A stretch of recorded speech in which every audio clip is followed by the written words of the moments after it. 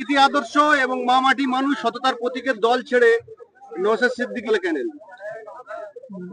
মমতা ব্যানার্জির পশ্চিমবাংলায় যে সমস্ত কাজ কাম করছে এটা ভালো না। কারণ 2008 সালে 2009 সালে পশ্চিমবাংলায় চালের দাম 275 টাকা 25 কিলোর বস্তা ছিল তার দাম।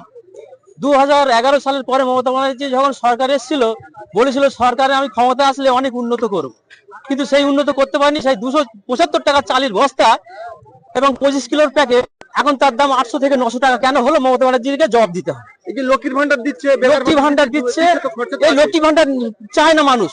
মানুষ চায় শান্তি, মানুষ চায় কর্ম। বলেছিল পশ্চিমবাংলা শিল্প করব, পশ্চিমবাংলা শিল্প করিনি। বরং বুদ্ধদেব ভট্টাচার্য বামফ্রন্টের আমলে বুদ্ধদেব ভট্টাচার্য 2004 সালে লেদার কমপ্লেক্স করেছিল বাংলাতে, এবং ভাঙর 148 বিধানসভার মধ্যে লেদার কমপ্লেক্স বানিয়েছিল। 2 লক্ষ মানুষ সেখানে কর্ম করে খাচ্ছে। তাহলে বুদ্ধদেব ভট্টাচার্য এটাও চেয়েছিল যে আমি মাধ্যমিক পাস, উচ্চ মাধ্যমিক পাস অনেক নিরীহ মানুষ বসে আছে, তাদেরকে আমি সব সরকারি সংস্থার কাজ দিতে না পারার জন্য আমি পশ্চিমবাংলায় আমি আরো উন্নয়ন করতে চাই। সেটা সিঙ্গুর ন্যানো কোম্পানিও এনেছিল যাতে 20,000 30,000 মানুষকে কর্ম দিতে পারে। সেটা ওই মমতা ব্যানার্জি সরকার হতে দেয়নি। ভাঙড়ের মায়েরা, ভাঙড়ের বাপেরা আমাকে একটু কম ভোট দিয়েছিল, 26,000 লিড পেয়েছিলাম। আজকে 2026 ভাঙড়ের মায়েদের, ভাঙড়ের বাপেদের ভরসা আস্থা বিশ্বাসকে আমি নষ্ট করিনি। আমি চাইলে মন্ত্রিত্ব পেয়ে যেতাম, আমি চাইলে অনেক টাকা কামাতে পারতাম, কিন্তু সেগুলোকে বিসর্জন করেছে। উল্টে আমার কাছে ভয় দেখানোর জন্য আমার নামে প্রায় 17টা মামলা দিয়ে আমাকে আটকানোর চেষ্টা করা হয়েছে। কিন্তু ভাঙড়ের মায়েরা, ভাঙড়ের বাপেরা, ভাঙড়ের আমার সমবয়সী বন্ধুরা যে ভালোবাসা দিয়ে আমাকে আগলে রেখেছে, বারবার ভাঙড়ের মানুষের কাছে আমি পরাজিত হয়েছি। আগামী দিনে আশা করছি ভাঙড়ের মানুষ আমাকে সুযোগ দেবে, আবার পরাজিত হওয়ার জন্য আমি প্রস্তুত আছি।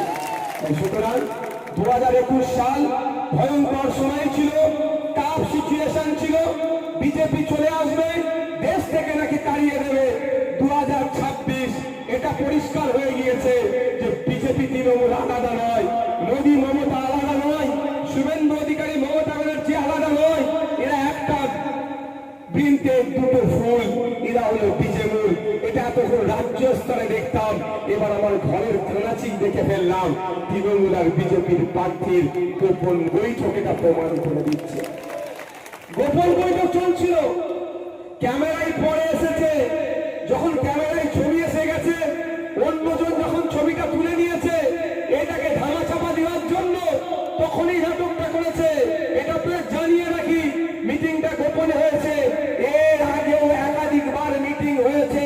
আমার সাথে যদি চ্যালেঞ্জ করে আমি ডেট টাইম বলে কারা কারা উপস্থিত ছিল সেগুলো কিন্তু পাবলিক ডোমেইনে বলতে প্রস্তুত আছি। দেখুন তো, এর আগেও মিটিং হয়েছে। তো ভাঙড়ের মানুষ বুঝে গিয়েছে যে নওশাদ সিদ্দিকী তাদের হয়ে লড়াই করছে, লড়াই করবে, আগামী দিনে বিপদ আপদে বুক চিতিয়ে দাঁড়াবে। তাই এবারের মার্জিন আমি কম করে হাফ সেঞ্চুরি হাঁকাবো, তথা 50,000 প্লাস হবে, এটা আশা করছি। এটা আশা করতে পারি তো নাকি? তারা সমর্থন করছেন, কম করে 50,000 জিতবে এবারে। আপনারা সমর্থন করছেন তো নাকি? আমি এখন পর্যন্ত 28টা প্রোগ্রাম করেছি। কটা? আজকের আগে পর্যন্ত 28টা প্রোগ্রাম করেছি। সেখানে যেভাবে লোকের উপস্থিতি দেখেছি, আমি হিসাব করে দেখলাম লক্ষাধিকের উপরে ভোট আমার সেখানে অলরেডি আমার কাছে এসে গিয়েছে। লক্ষের উপরে ভোট আমার কাছে এসে গিয়েছে 28টা। এই র্যালি ট্যালি সব নিয়ে এখনো বাকি আছে ভোগালী 1, শাহাবুদ্দিন কারিমুল্লের অঞ্চল, ভোগালী 2, আমিরুল ভাই, ওহিদুল ভাই, নাজমুল আমাদের নেতৃত্ব আছে, ওদের অঞ্চল র্যালি বাকি আছে। বুঝতে পারছো আগামীকাল যাবো কোথায়? পোলেরহাট 1 নম্বর জাহাঙ্গীর আর উসমান ভাইদের নেতৃত্বে যেগুলো চলছে, এই ধরনের এখন চলছে। তো সুতরাং আমি হিসাব করে যেটা দেখলাম, গতবার টোটাল আমি ভোট পেয়েছিলাম 1,09,000। এই 1,09,000 থাকবে না। আমি যতটুকু বুঝতে পারছি আপনাদের সাথে কথা বলে এবং আপনাদের স্বতঃস্ফূর্ত উপস্থিতি, এটা কম করে 3 লাখের ঊর্ধ্বে ভোট পাবে। তাই সরকার সাহেব এটা বুঝে গিয়েছেন, শুধু তার কর্মীদেরকে বুস্ট আপ করছে। মানে একটু চাগিয়ে রেখেছে। আর কি করছে, নিম কোরিয়াতে গিয়ে 4টে ছেলেকে ধরে আইএসএফ থেকে জয়েন হচ্ছে, ওখানে 4 জনকে ধরে আইএসএফ থেকে জয়েন, ওখানে 2 জনকে ধরে আইএসএফ থেকে জয়েন। আমি আপনাদের বলে যাই, যারা জয়েন করছে আইএসএফ এর তারা শুভাকাঙ্ক্ষী, আইএসএফ এর তারা ভোটার, অস্বীকার কোনো করবো না। কিন্তু ফোন করে বলছে ভাইজান একটু ব্যাপার আছে, কি করবো, আমি যা চলে যা আগে নিয়ে নে। সব ফোন তো আমাদের কাছে আসছে, ভাইজান 10-15 হাজারের যদি পাই অফার ছাড়বো। আরে বোকা, আমি তোদের 5 পয়সা দিতে পারি না, এখানে প্রোগ্রামে এসেছিস, তেল খরচ তোমাদেরকে দিতে পারি না, বিরিয়ানির প্যাকেট দিতে পারি না, উল্টে বলি গাঁটের টাকাতে তোমাদের পতাকা কিনে লাগাতে হবে, দেয়াল রং তোমাদের টাকা দিয়ে করতে হবে। সেখানে যদি ফ্রি পক্ষায় 10-15 হাজার পেয়ে যাও, ছাড়বে কেন? তোমরা নিয়ে না। ওই দেখিয়ে কি করছে, তার দলের নেতা কর্মীদেরকে একটু বুঝাতে চাইছে যে আইএসএফ ভেঙে তছনছ হয়ে যাচ্ছে, আইএসএফ আর নাই, সুতরাং আমরা জিতছি। এত জোর গলায় বলছি। এখানে আমাদের স্টেজে নেতৃত্বরা বসে আছে তো, এই নেতৃত্বদের থেকে আপনারা আশা করেন অনেক কাজ হবে, আমি আশা করি অনেক কাজ হবে। গতকালকে প্রাণগঞ্জ জাবল গাছের মায়েদেরকে ডেকেছিলাম যে এবারে একটা ইতিহাস তৈরি হবে, সেই ইতিহাসে আপনাদেরও সাক্ষী থাকতে হবে, আপনাদের অবদান রাখতে হবে।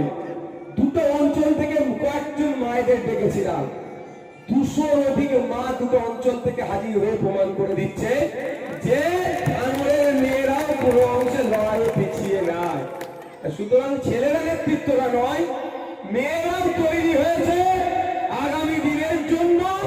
আর সর্বোপরি ভাঙড়ের ভোটাররা রেডি হয়ে গিয়েছে ওই নোটোরিয়াস ক্রিমিনালকে ভাঙড় থেকে বিদায় করার জন্য। আমি আপনাদের বলবো, কারো প্ররোচনায় পা দেওয়ার দরকার নাই। ভোটের আগের রাতে 4টে বোম ফেলতে পারে, ওই বোম ফেলাতে আপনারা ভয় খাবেন না। ভোটের দিন সকালে 4টে বোম ফেলতে পারে, ওই বোম ফেলাতে আপনারা ভয় খাবেন না। ঠিক যেভাবে পেনের খোঁচাতে আজকে এখানে শান্তিপূর্ণ প্রোগ্রাম করছেন প্রশাসন দাঁড়িয়ে থেকে, তো আগামী 29 তারিখ সকালে নওশাদ সিদ্দিকী আছে, এই পেনের খোঁচা দিয়ে আপনার শান্তিপূর্ণ ভোটের ব্যবস্থা নিতে হবে।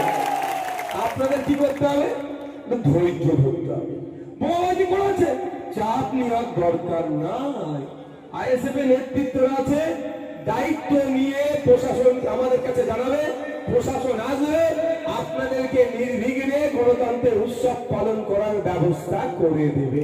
এতটা জোর গলায় বলে যাচ্ছে। তবে আমি একটা বিষয় সতর্ক করে যাব, কারণ এখন যে নির্বাচন কমিশন আছে, কখন কি করছে বোঝা মুশকিল। সকালে বললে এসআইআর নিজের নাম 2002 এর ভোটার লিস্টে নাম